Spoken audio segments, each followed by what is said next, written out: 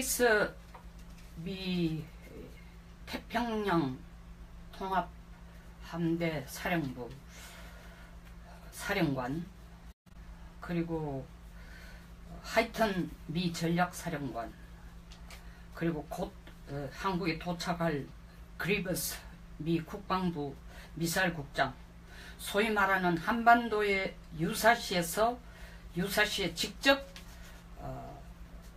주한미군을 지휘할 수장과, 그리고 전쟁이 시작되면은 그것을 수행할 수 있는 여러가지 무기 자산을 직접 동원해줄 전략사령관, 그리고 북한의 미사일 위협에 대해서 바로 대응할 수 있는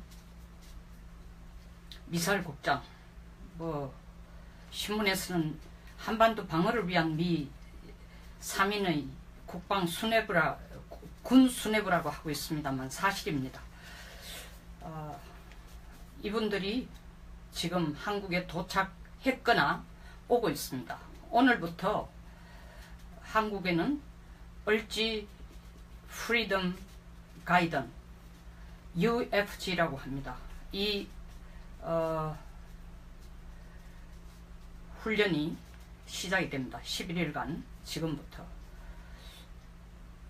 이 미국 국내도 지금 워싱턴이 너무너무 정신없는 때인데, 이렇게 정말 미국의 해외 전략에 직접 관련된 수장이 다 한반도에 몰려오고, 또 한국도 나름대로 대통령이 한국군의 허락 없이는 누구도 한반도에서 전쟁을 일으킬 수 없다라고 얘기해서 막 여기에 대해서 갑론을박, 그게 정말 국민을 안심시키기 위해 하는 얘기냐, 아니면 김정일 눈치를 보고 하는 얘기냐, 아니면 미국 없이, 미군 전력 없이도 우리가 혼자 싸울 수 있다라는 것을 과시하기 위해서냐, 등등 갑론을박을 하고, 북한은 하루가 멀다 하고 미사일과 핵실험을 올해만 들어만 해도 12번에 걸친 단, 중, 장거리 미사일 실험을 했습니다. 이런 시끄럽고 정신없고 아주 태풍의 소용돌이 같은 상황에서 왜 이 세 분이 한국에 왔을까? 물론 대답을 간단하게 결론적으로 얘기할 수 있습니다. UFG 훈련하니까 참관하러 왔다. 근데 이때까지 UFG 훈련이 있어도 이 수장들이, 소위 말하는 군사 수장들이 직접 이렇게 한꺼번에 온 적은 처음입니다. 그러니까 언론이 야단법석이죠. 여러가지 진짜 멀티태스킹 하더니 멀티퍼포스입니다. 여러가지 목적을 가지고 왔지만 가장 핵심되는 이유는 2015년 한미가 합의해서 공개적으로 내놓은 작전계획 5015를 이번 연습, 군사연습에서, 지휘소 연습에서 어떤 시나리오를 가지고 어떻게 적용할 것인가, 그리고 적용했을 때에 이 한반도에 있어서의 연합전력의 방어태세는 어느 수위인가, 어떤 전력이 부족한가, 이런 것을 현장에서 직접 확인하기 위해서 이 세 분이 다 온 겁니다. 이 현장에서 확인하겠다는 얘기는 그 후 워싱턴으로 돌아가 한국에서 지금 또 중국에서 북한에서 들끓고 있는, 과연 정말 주한미군의 병력을 일정 부분 감축해야 될 것인가, 아니면 철수해야 될 것인가, 아니면 정말 한국군이 혼자서 북핵 미사일 위협에 대응할 수 있는 건가. 그리고 오늘 또 대통령이, 어제도 대통령이 이 UFG가 시작되려는 초입에 작전권 환수 이양을 국방개혁 차원에서 하루라도 빨리 받을 수 있는 거로 하라라고 얘기하는 이런 것들도, 사실 그런 발언도 미국으로 볼 때는 사실 한국 허락 없이 아무도 전쟁할 수 없다라는 것과 같이 미국에게 아주 좀 기분 나쁘게 들릴 수 있는 얘기이기도 합니다. 하여튼 이런 얘기들이 나오니까 과연 한국이 진짜 혼자서 북핵 미사일을 방어할 수 있는 준비가 돼 있기 때문에 이렇게 떠드는가, 이걸 확인하고 싶은 겁니다. 이걸 어떻게 확인한다? 작전 계획에서 나오는 여러 가지 시나리오를 이번 지휘소 연습에서 직접 적용을 시켜서 확인해 보자는 겁니다. 뭐 굉장히 딱딱한 얘기가 될 수 있지만 막 신문이나 언론이나 뭐 군사 전문가라는 분들까지 나와가도 굉장히 이 혼돈된 개념들을 막 구분 없이 막 쓰기 때문에 잠깐 좀 딱딱한 얘기지만 제가 여기서 정의를 좀 내려주고 가야 될 것 같습니다. 한미 간이나 미일 간이나 다 각각 군사훈련이 공동 혹은 연합 군사훈련이 있습니다. 우리도 소위 말하는 지휘소 군사연습이 있고 야전에서 실제 기동훈련을 함께하는 두 가지가 있습니다. 일본도 마찬가지입니다. 그런데 일본도 주일미군과 자위대가 함께하는 것으로서 지휘소 연습과 그 다음에 야외 기동훈련이 있습니다. 쉽게 말해서 지휘소 연습이라는 건 병력이 실제로 야전의 병력을 동원시키지 않고 도상으로 소위 말하는 계획상으로 작전 계획을 두고 도상으로 워게임, 이런 식의 시나리오를 전쟁의 시나리오를 만들어서 그것을 프로그래밍으로 모의 전쟁 연습을 하는 게 지휘소 연습입니다. UFG가 북한에서 전쟁을 도발할 경우에 정말 민간 대피는 어떻게 하고 어디를 어느 부분을 어떻게 막고 미군은 한국 육군 병력과 어디에서 힘을 합치고 해병대는 어디에 포항, 김포 등등 어떻게 합치고 어떻게 대응하고 이런 것을 도상훈련으로 그 도상훈련을 할 수 있는 것은 북한이 남쪽을 도발하거나 남쪽을 기습할 그런 시나리오를 만들어 놓고 그 시나리오에 따라서 어떻게 움직이고 시나리오에 따라서 그 시나리오를 근거로 해서 어떻게 지휘하고 어떻게 훈련하고 어떻게 움직여야 된다는 도상훈련입니다. 거기에 반해서 야전 죄송합니다. 야전 기동훈련은 실제로 야전 필드에 나가서 이 병력을 움직여 보는 겁니다. 지금 뭐 실질적인 야전 훈련이라고 하면은 키 리졸브하고 독수리 연습인데 병력을 실제 움직이는 독수리 훈련에 하나밖에 없다고 해도 과언이 아닙니다. 뭐 독수리 훈련 연대 대대 규모로 실제로 같이 움직이는 건데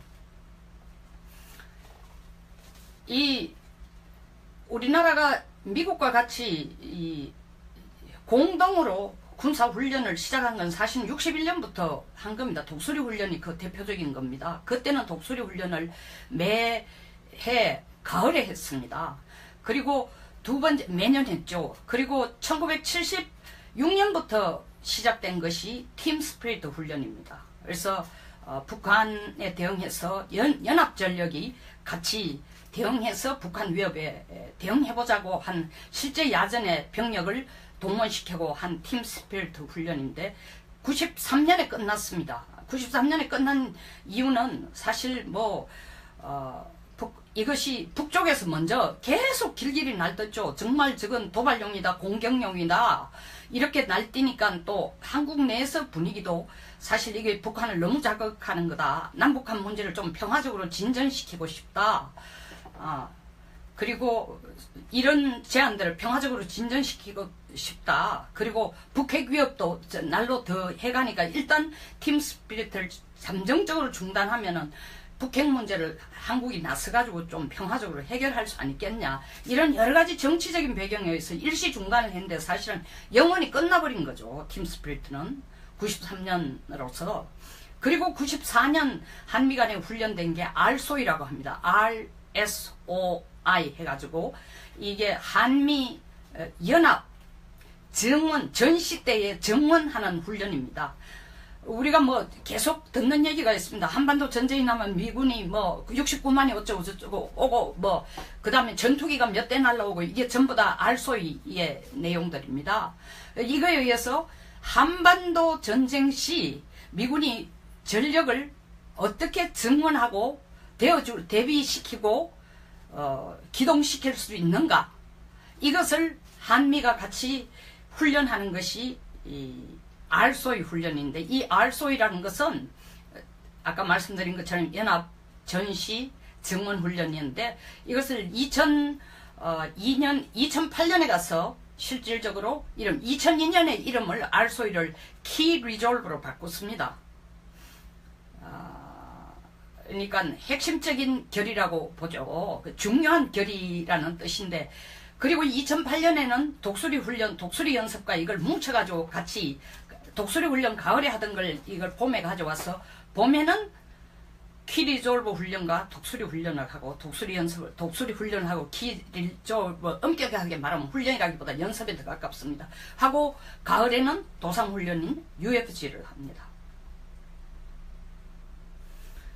근데 이런 훈련을 도상 모의 전쟁 연습이거나 야전 실제 기동 훈련이거나 간에 사실 뭐 한 가지 더 밝히고 나면 우리가 지휘소 연습을 CPX라고 하는 게 Command Post Exercise입니다. 거기에 비해서 야전 기동 훈련은 FTX Fighting, 제가 볼 때는 트레이닝인지 트레이닝 엑서사이즈 이런 것 같습니다. 그래서 이 FTX를 하거나 CPX를 하든 뭔가 바닥에 대는 전쟁 계획과 그리고 시나리오가 있어야 됩니다. 그래서 한반도에서 한미연합사령부가 만들어진 이후에 어떻게 공동 전력으로 Combined Forces, 통합 전력으로, 연합 전력으로 북한 위협에 대응할 수 있을 것인가 라고 작전 계획을 처음 만든 것이 작전 계획,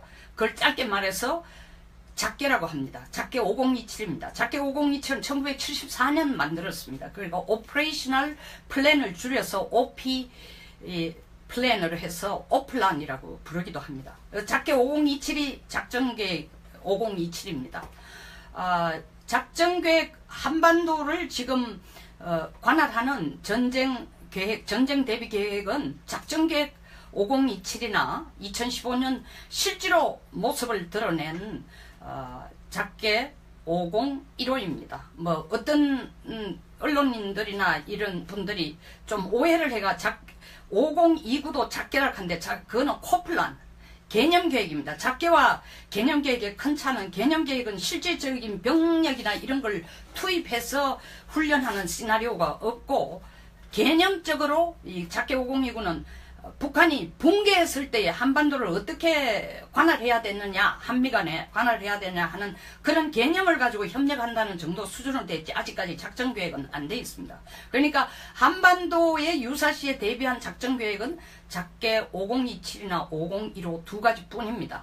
근데 작계 5027은 아까도 말씀드린 것처럼 1974년에 만들어져서 그 후에 계속 하여튼 94년부터는 매년 2년에 한 번씩 이것을 도상훈련을 해보고 바로 여기에 반영을 시켰습니다. 그래서 계속 수정 보완 됐는데, 실제로 UFG 같은 CPX를 하는 가장 큰 이유는 이 CPX라는 도상훈련을 통해서 들여다보면 전쟁 모의 연습 전쟁이죠. 모의 전쟁 연습이죠. 그러니까 이런 전쟁 시나리오를 가지고 이런 대비책을 가지고 이런 작전 계획을 가지고 했을 경우에는 이런 부분이 취약하다, 이런 부분이 강하다, 이것을 반영해서 보완하기 위해서 CPX를 하는데,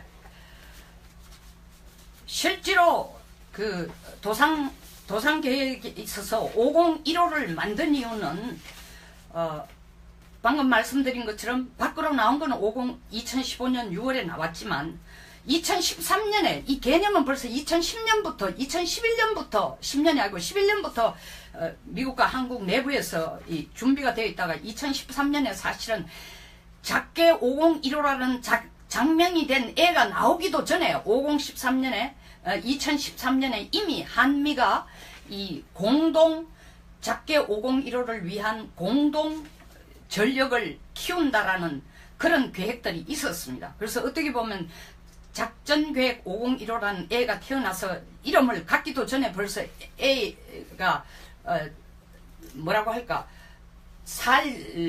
입을 옷이나 관련된 걸 전부 다 준비해 놓은 것이라고 봐야, 출산도 하기 전에 애에 대한 활동이 먼저 이루어졌다는 겁니다. 태어났는 애의 활동이 먼저 이루어졌다고 봅니다. 그래서 어쨌든 이 501호를 만들어낸 가장 직접적인 이유는 두 가지입니다. 한반도 안보 상황이 크게 변했다는 거죠. 작전계획 5027을 만들 때에는 물론 74년 이후에 74년 만들어서 94년 이후부터는 2년에 한 번씩 수정 보완했지만 그때까지만 해도 북한의 핵미사일 위협이 북한이 전면전을 일으키는 데에 가장 핵심적인 전력이 될 거라는 것이 크게 반영이 안 됐고 거의 반영이 안 됐습니다. 그래서 이가 핵과 미사일로서 한반도를 위협하고 그리고 한미 연합 전력 자체를 위협하고 나아가서는 미국까지 위협할 수 있다라는 그 현실이 점점 코앞에 다가오므로 이에 대한 대응책을 5027에 연계해서 5027은 북한이 먼저 한국을 향해 전면전을 시작할 때 거의 재래식 전력으로 대응하는 것에 비해서 비대칭 전력 핵미사일로 한국을 전면전으로 다가오든지 아니면 국지도발해서 한반도의 안보를 위협할 때에 어떻게 대응해야 될 것인가라는 시나리오를 만든 것이 바로 작전계획 5015입니다. 작전계획 앞에 50이 붙는 것은 한반도만 관련된 게 아니라 태평양 전체를 관할하는 소위 말하는 미 태평양 함대사령부가 지휘하는 하에 있는 국가들과 관련된 동맹국 간의 연합 작전계획은 전부 50으로 시작됩니다. 그래서 일본도 작게 5030, 5031, 5032 이렇게 나가고 있습니다. 그래서 작게 5015는 쉽게 말해 김정은의 핵미사일 위협에 어떻게 선제적으로 대응할 것인가 그리고 핵미사일만 포커스를 맞춰서 그 자체의 위협을 빨리 없애는 방법이 뭔가 이런 것에 훨씬 더 전면전에 대한 재래식으로 대응하기보다 훨씬 더 이런 것에 포커스가 맞춰져 있습니다. 그래서 일단 5015를 보면은 몇 가지 특징이 있습니다. 첫째 5015에서는 5027은 이때까지 시나리오가 수도 서울이 DMZ에 너무 군사 분계선에 너무 가까이 있고 평양이 거의 한 200km 떨어져 있는데 우리는 36km밖에 안 떨어져 있기 때문에 방어 전략으로 되어 있습니다.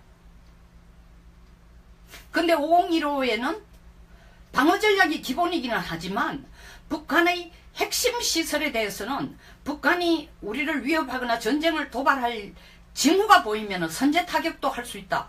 엄청나게 뛴 거죠. 선제 타격 한다가 아니가 할 수도 있다가 들어가 있는 개념. 거기에 따라서 계획들이 전쟁 시나리오들이 준비가 되고 두 번째로는 정말 김정은의 이 간담을 서늘하게 하는 참수작전이 처음으로 이 5015에 반영이 됐다는 겁니다. 그거는 이때까지 5027에서는 생각지도 않고 들어가 있지도 않던 겁니다. 다시 말하면 김정은 목맞다거나 김정은과 평양과 평양 이외의 김정은을 둘러싼 전략 핵심 부분을 쪽집게처럼 요새 쪽집게가 과세, 쪽집게 이렇게 이 정부가 쪽집게를 좋아하는데 이것도 완전히 쪽집게 식으로 서지컬 스트라이크라는 게 사실은 쪽집게 타격입니다. 그 부분만 타격하거나 김정일 목을 딸 수 있는 방법, 이것을 이 시나리오에 작전계획 5015에 넣었다는 것이 작전계획 5027과 크게 다른 것입니다. 김정은이 가장 두려워하는 게 이 참수작전이에요. 사실 이 작전계획 5015를 만들어 놓고 미국의 델타포스나 네이비실이나 이런 그린베레나 레인저들이 들어와가지고 한국에서 훈련한다는 소문이 막 나니까 작년 2월 달에는 노동신문에서 김정은이 방방 뜨면서 이거는 진짜로 핵전쟁을 불러올 정도로 엄청나게 자극적인 거다라고 반응을 합니다. 그리고 북한 자체도 사실은 특수임무군을 만들었습니다. 그전부터 특수임무군은 SOF가 스페셜 오퍼레이션 포스가 북한에 한 4만 명 있지만 이런 한국과 미국이 협력하는 델타포스나 그리고 이 레인저나 이 그린베레 혹은 네이비실에 대응할 수 있는 걸 작년에 그전에부터 시도를 해서 작년 2016년 4월 15일 김일성 생일 105주년 기념식 때 그 특수임무군을 프레이드 속에 포함시켜가지고 과시를 했습니다. 그래서 이번 UFG 소위 말하는 얼지 프리덤 가이던스에서는 여러 가지 시나리오, 다시 말하면 5027에는 들어있지 않고 5015에만 들어있는 여러 가지 시나리오 중에서 핵심적인 선제 타격, 북한의 핵심 시설의 선제 타격이나 김정은에 대한 참수작전에 대한 시나리오가 집중적으로 검토되고 이걸 기본으로 해서 도상 연습이 될 것 같습니다. 이러니까 김정은이가 사실은 이 한반도의 그 UFC, 요번 UFG에 대해서 길길이 날뛰고 정말 이거는 자기들이 나서가지고 잘못하면 이거는 전쟁으로까지 갈 수 있다고 이렇게 막 허풍을 떨고 있지만, 허풍 떨고 우리에게 위협을 가지만 사실은 김정은이도 엄청 쫄은 것입니다. 근데 이 작전계획 5027과 5015는 작전계획 5027도 처음에는 참 94년부터 2년마다 이것을 수정 보완하면서 2001년 9.11 테러가 나고 나니까 2002년에 이 작전계획을 수정 보완할 때 미국의 안보법에 의해서 한국의 허락 없이도 미군이 독자적으로 전쟁을 수행할 수 있다는 내용이 들어가 있습니다. 그리고 작전계획 5015는 실질적으로 한미연합 공동전력에 의해서 북핵 미사일 위협에 대응하고 북한 도발에 대응하는 것으로 되어 있는데, 최근에 대통령께서 한반도의 허락 없이 누구도 군사작전을 할 수 없다라는 것은 바로 작계 5027이나 5015에 바로 직접적으로 위배되는 겁니다. 이 연합작전으로 안 하겠다는 얘기입니다. 근데 우리나라의 작전계획이 전부 연합사의 근거를 연합전력에 근거하기 때문에 연합작전입니다. 그러니까 이 얘기를 듣고 워싱턴에서는 의아한 거예요. 근데 한국 주도적으로 작전계획을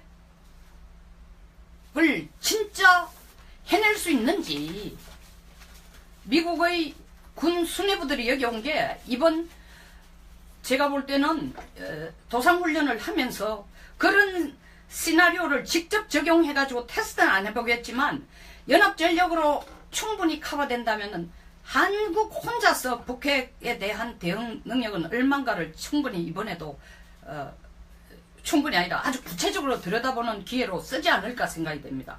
그 이후로 사실 군 수뇌부들이 직접 왔고 언론에서는 이번 UFG에는 이때까지 많이 고정적으로 날라오던 B1 바머 같은 전략 폭격기나 B1이나 B2나 그다음 B52도 안 날라오고 왜 안 하는 거야? 그리고 항공모함도 안 오고, 그리고 요번에는 또 훈련하는데 7,500명의 인력도, 증원군의 인력도, 병력도 줄인다고 하니까 이건 미국이 슬쩍 발을 빼는 게 아니냐, 이런 생각을 하는 분들도 있는데, 그것보다도 사실은 이번에는 가장 미국이 집중하는 것이 이 병력을 좀 줄이고, 그 다음에 실질적으로 공격 가능성이 있는 눈에 확 끌어나는 B1, B2, B52나 핵항모, 이런 것을 가져오지 않지만 내실적인 측면에서는 그런 걸 안 가져들이고 병력도 줄임으로써 중국에 대해서, 중국이 계속 한미연합훈련 중단하라고 계속 떠들고 있지 않습니까? 중국도 북한과 마찬가지로.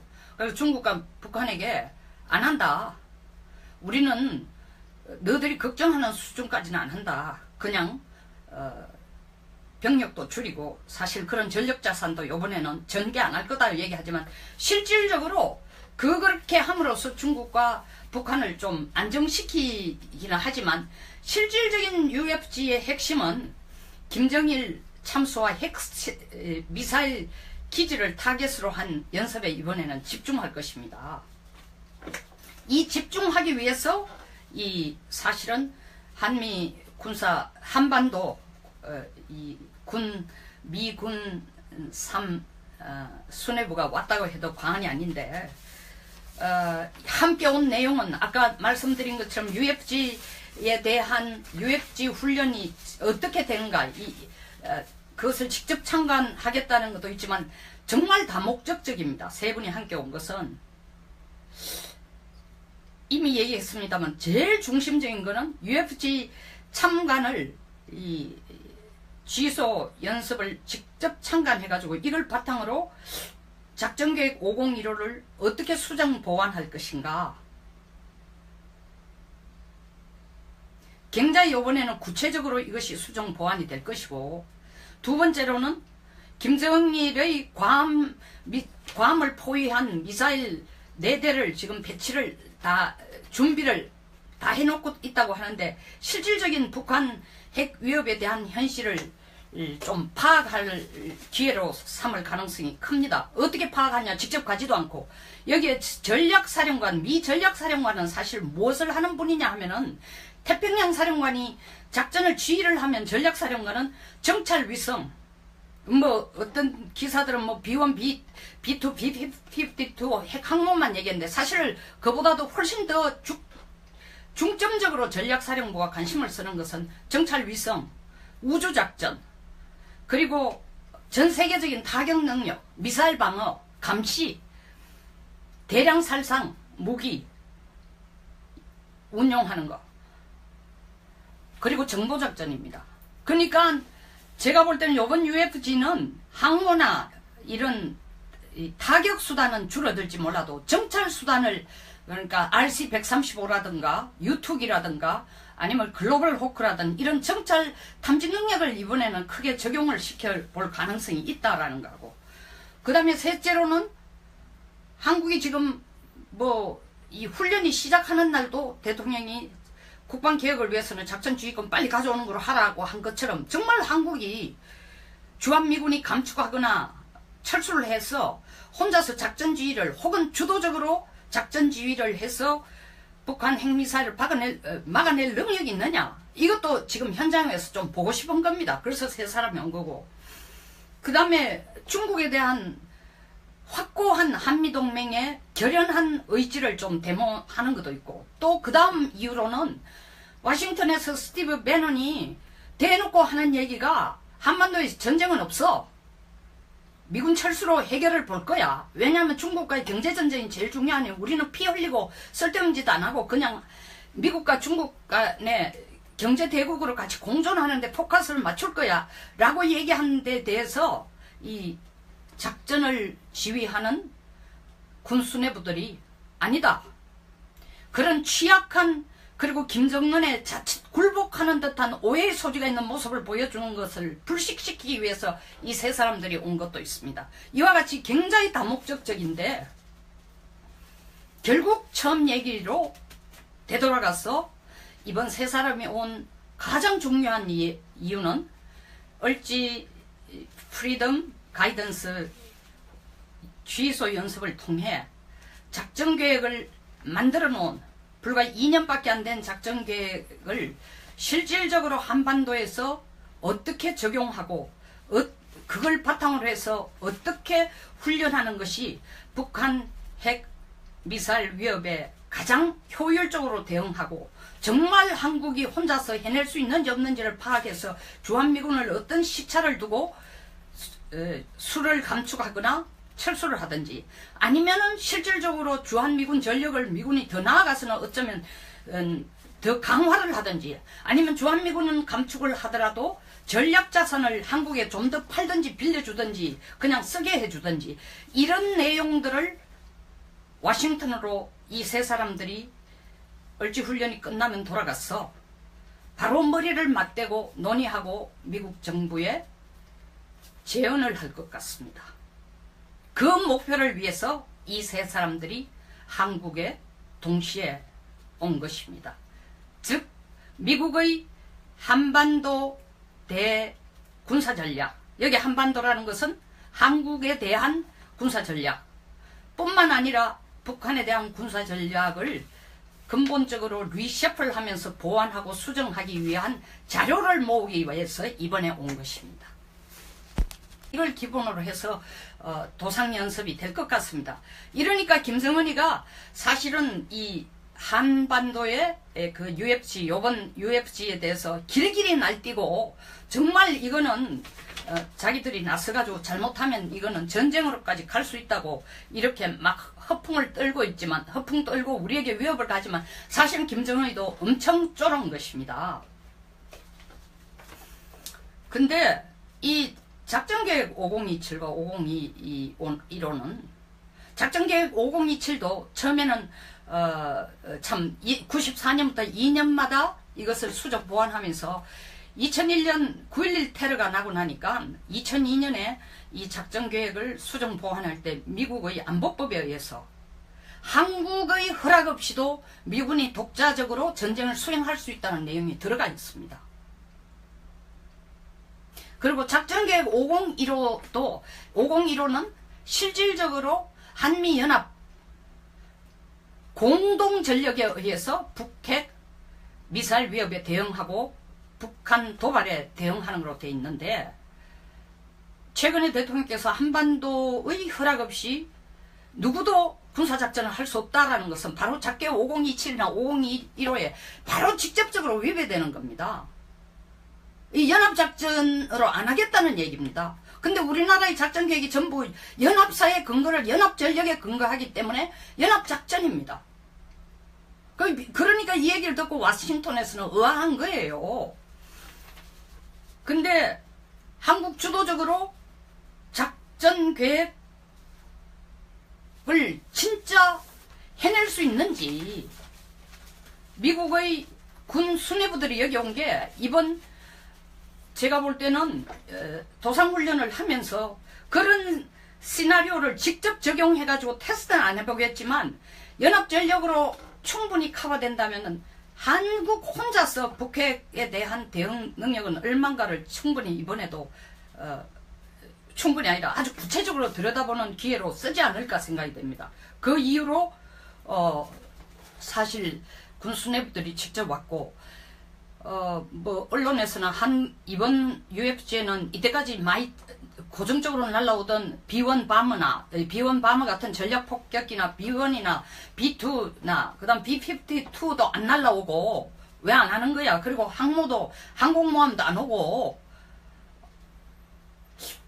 그리고 요번에는 또 훈련하는데 7,500명의 인력도, 증원군의 인력도, 병력도 줄인다고 하니까 이건 미국이 슬쩍 발을 빼는 게 아니냐, 이런 생각을 하는 분들도 있는데, 그것보다도 사실은 이번에는 가장 미국이 집중하는 것이 이 병력을 좀 줄이고, 그 다음에 실질적으로 폭격, 공격 가능성이 있는 눈에 확 끌어나는 B1, B2, B52나 핵항모, 이런 것을 가져오지 않지만 내실적인 측면에서는 그런 걸 안 가져들이고 병력도 줄임으로써 중국에 대해서, 중국이 계속 한미연합훈련 중단하라고 계속 떠들고 있지 않습니까? 중국도 북한과 마찬가지로.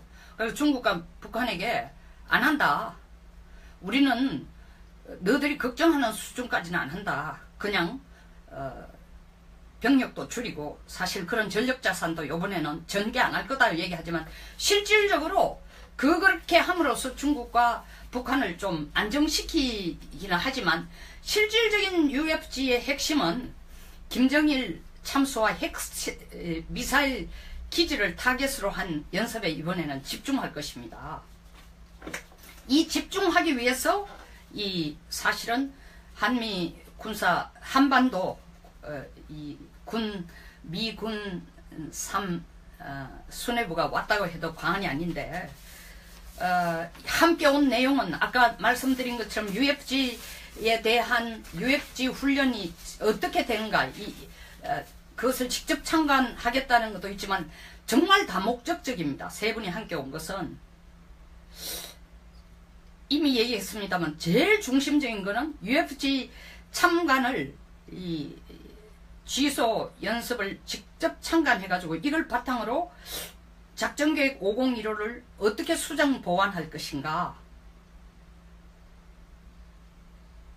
굉장히 이번에는 구체적으로 이것이 수정 보완이 될 것이고, 두 번째로는 김정일의 괌을 포위한 미사일 4대를 지금 배치를 단적인 결의라고 보죠. 중요한 결의라는 뜻인데, 그리고 2008년에는 독수리 훈련, 독수리 연습과 이걸 뭉쳐가지고 같이 독수리 훈련 가을에 하던 걸 이걸 봄에 가져와서 봄에는 키리졸브 훈련과 독수리 훈련을 하고 독수리 연습을 독수리 훈련을 하고 키리졸브 엄격하게 말하면 훈련이라기보다 연습에 더 가깝습니다.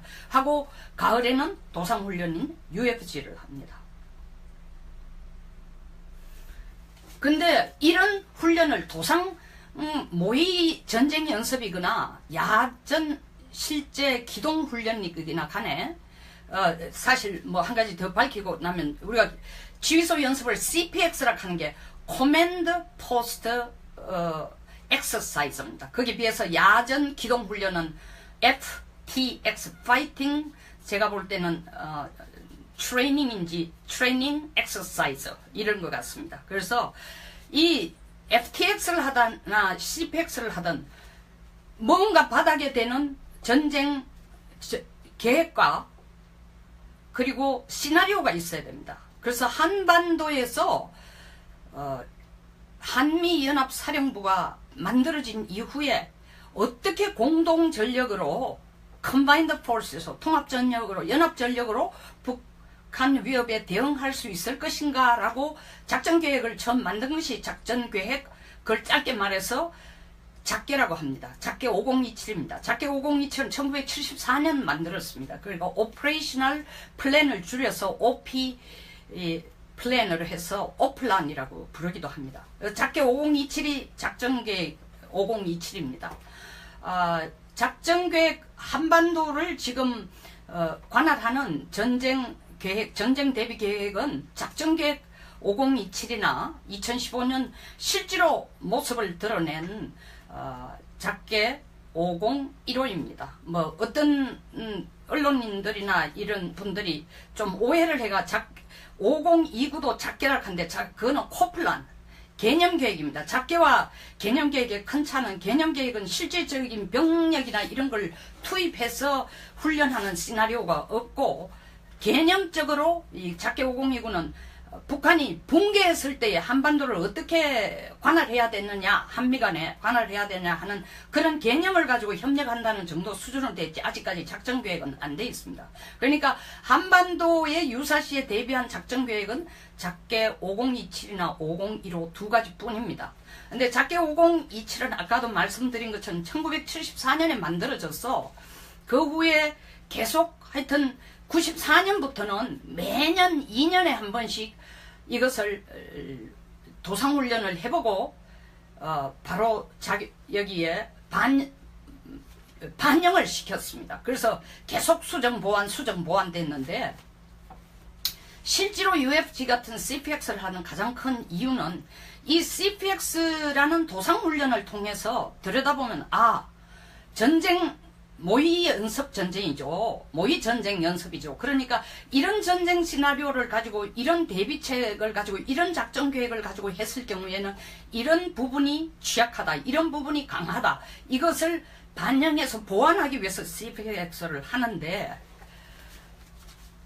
실제로 그 도상 계획에 있어서 5015를 만든 이유는 방금 말씀드린 것처럼 밖으로 나온 거는 2015년 6월에 나왔지만 2013년에 이 개념은 벌써 2010년부터 10년이 아니고 11년부터 미국과 한국 내부에서 이 준비가 되어 있다가 2013년에 사실은 작계 5015라는 장명이 된 애가 나오기도 전에 2013년에 이미 한미가 이 공동 작계 5015를 위한 공동 전력을 키운다라는 그런 계획들이 있었습니다. 그래서 어떻게 보면 작전계획 5015라는 애가 태어나서 이름을 갖기도 전에 벌써 애가 뭐라고 할까,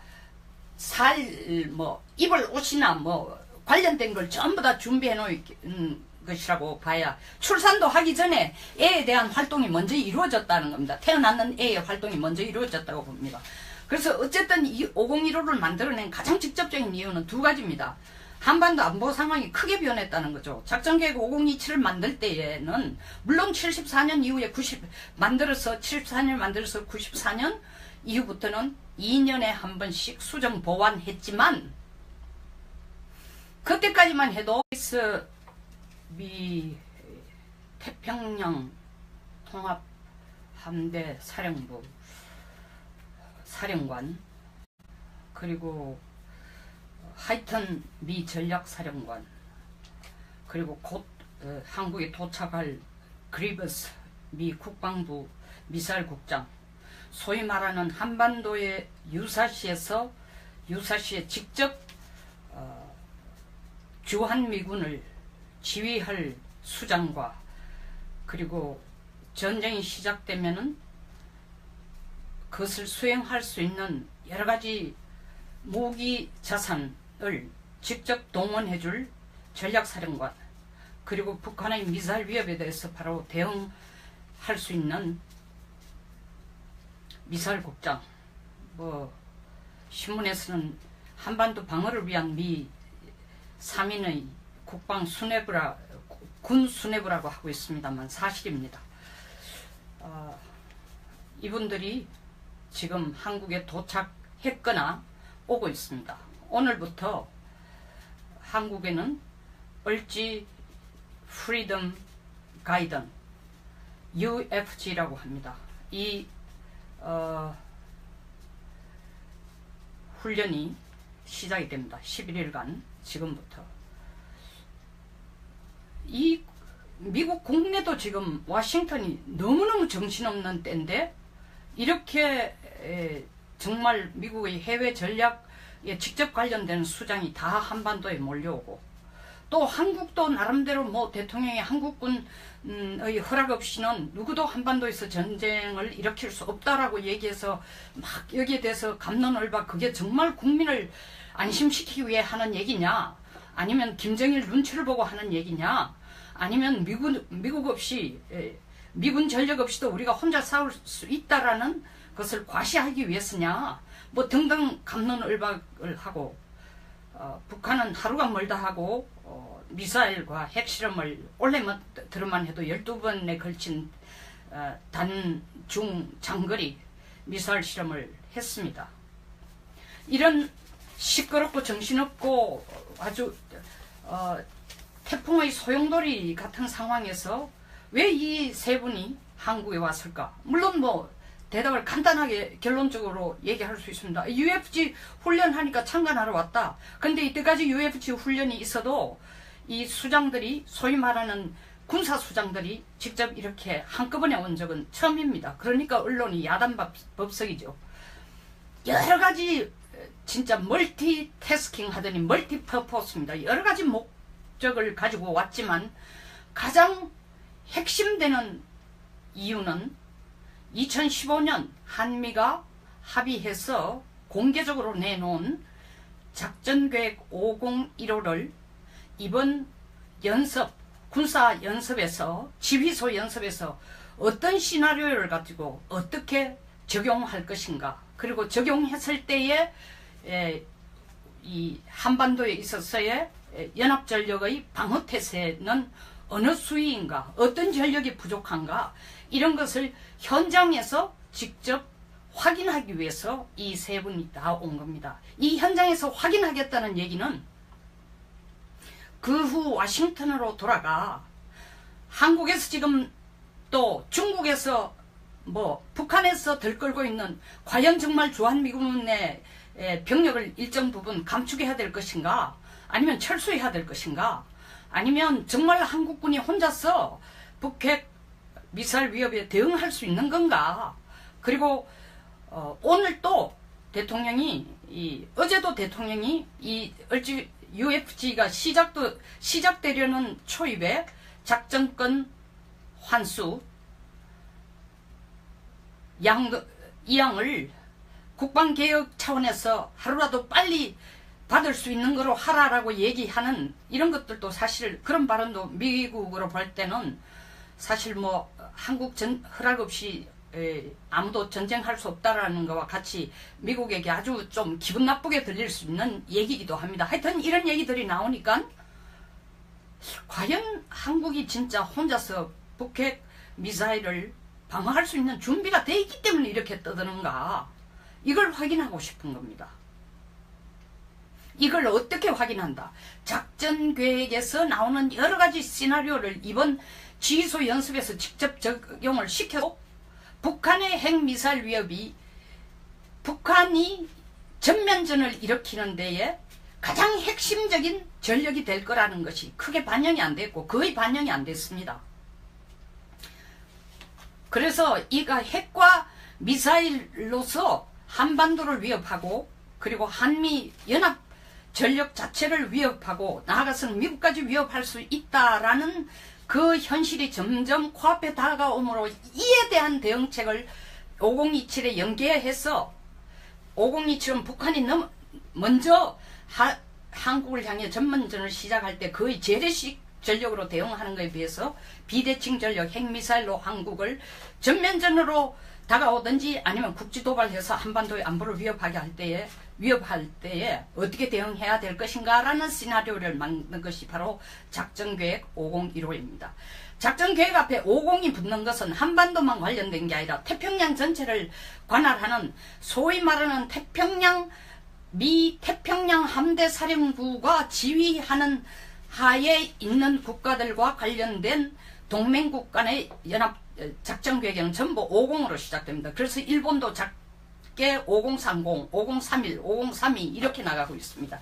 그래서 작게 5015는 쉽게 말해 김정은의 핵미사일 위협에 어떻게 선제적으로 대응할 것인가 그리고 핵미사일만 포커스를 맞춰서 그 자체의 위협을 빨리 없애는 방법이 뭔가 이런 것에 훨씬 더 전면전에 대한 재래식으로 대응하기보다 훨씬 더 이런 것에 포커스가 맞춰져 있습니다. 그래서 일단 5015를 보면은 몇 가지 특징이 있습니다. 첫째 5015에서는 5027은 이때까지 시나리오가 수도 서울이 DMZ에 너무 군사 분계선에 너무 가까이 있고 평양이 거의 한 200km 떨어지는데 우리는 36km밖에 안 떨어져 있기 때문에 방어 전략으로 되어 있습니다. 근데 5015에는 방어 전략이 기본이기는 하지만 북한의 핵심 시설에 대해서는 북한이 우리를 위협하거나 전쟁을 도발할 징후가 보이면 선제 타격도 할 수 있다. 엄청나게 띈 거죠. 선제 타격 한다가 아니가 할 수도 있다가 들어가 있는 개념. 거기에 따라서 계획들이 전쟁 시나리오들이 준비가 되고 두 번째로는 정말 김정은의 이 간담을 서늘하게 하는 참수작전이 처음으로 이 5015에 반영이 됐다는 겁니다. 이거는 이때까지 5027에서는 생각지도 않고 들어가 있지도 않던 겁니다. 다시 말하면 김정은 목맞다거나 김정은과 평양과 평양 이외의 김정은을 둘러싼 전략 핵심 부분을 쪽집게처럼 요새 쪽집게가 과세 쪽집게 이렇게 이 정부가 쪽집게를 좋아하는데 이것도 완전히 쪽집게 식으로 서지컬 스트라이크라는 게 사실은 쪽집게 타격입니다. 그 부분만 타격하거나 김정일 목을 딸 수 있는 방법, 이것을 이 시나리오에 작전계획 5015에 넣었다는 것이 작전계획 5027과 크게 다른 것입니다. 김정은이 가장 두려워하는 게 이 참수작전이에요.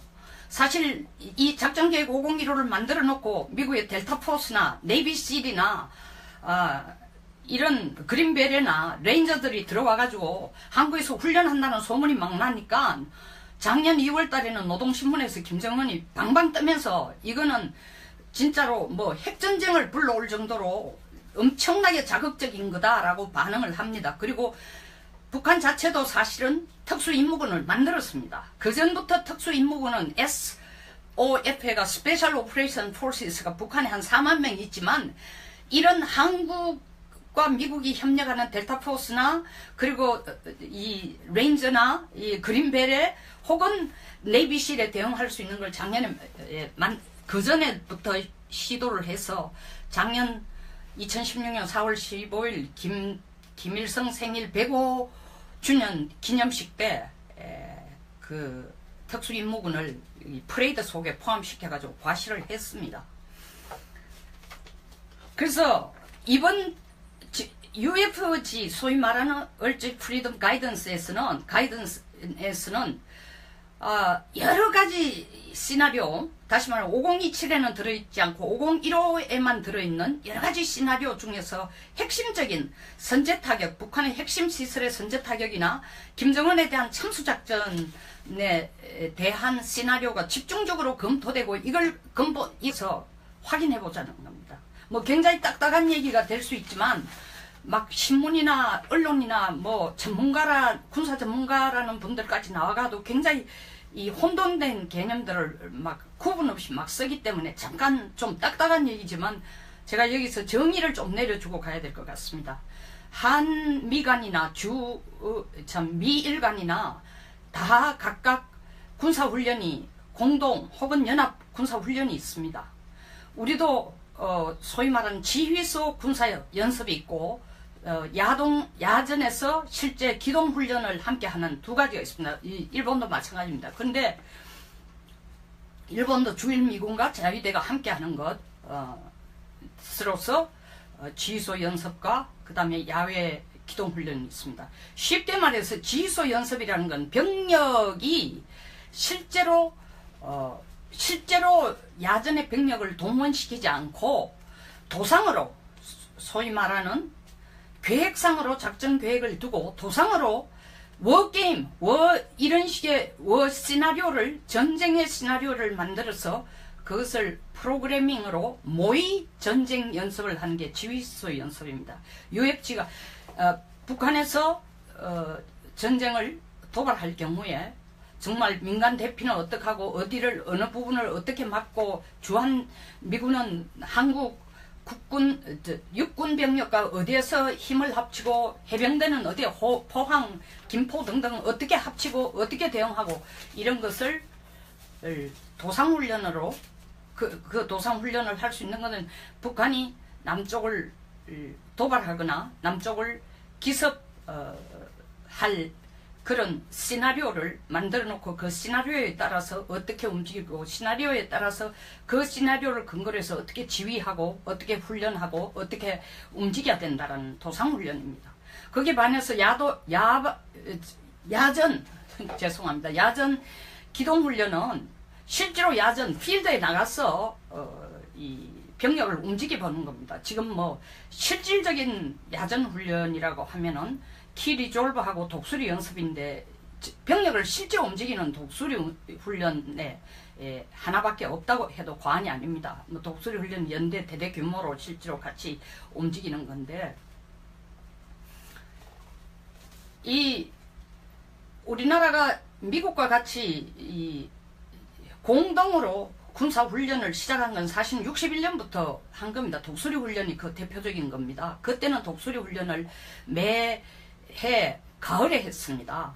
그리고 두 번째 매년 했죠. 그리고 1976년부터 시작된 것이 팀 스피릿 훈련입니다. 그래서 북한에 대응해서 연합전력이 같이 대응해서 북한 위협에 대응해보자고 한 실제 야전의 병력을 동원시키고 한 팀 스피릿 훈련인데 93년에 끝났습니다. 93년에 끝난 이유는 사실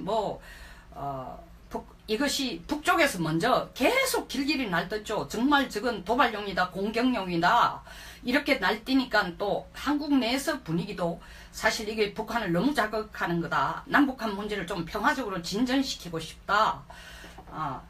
그리고 이런 제안들을 평화적으로 진전시키고 싶다. 그리고 북핵 위협도 날로 더 해가니까 일단 팀 스피릿을 잠정적으로 중단하면은 북핵 문제를 한국이 나서가지고 좀 평화적으로 해결할 수 아니겠냐. 이런 여러 가지 정치적인 배경에 의해서 일시 중단을 했는데 사실은 영원히 끝나버린 거죠. 팀 스피릿는 93년으로서.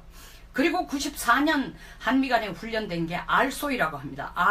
RSOI 해가지고 이게 한미 연합 정원 전시 때에 정원하는 훈련입니다.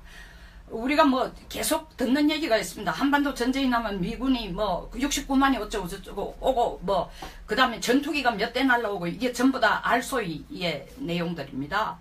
이거에 의해서 한반도 전쟁 시 미군이 전력을 어떻게 증원하고 대비시키고 기동시킬 수 있는가, 이것을 한미가 같이 훈련하는 것이 이 알소이 훈련인데, 이 알소이라는 것은 아까 말씀드린 것처럼 연합 전시 증원 훈련이었는데, 이것을 2008년에 가서 실질적으로 2002년에 이름을 알소이를 키 리졸브로 바꿨습니다.